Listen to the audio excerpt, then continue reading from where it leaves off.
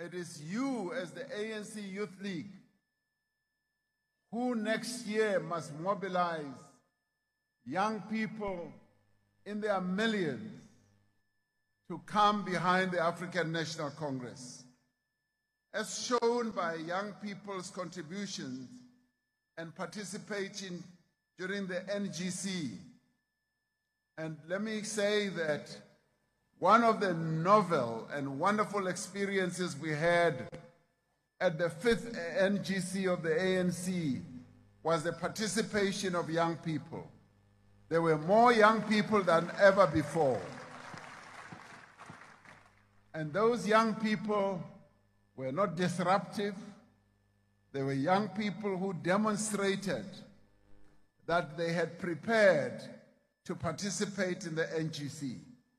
They had read the base documents of the NGC. They had analyzed those documents, or that document, and they came to the NGC armed with clear positions.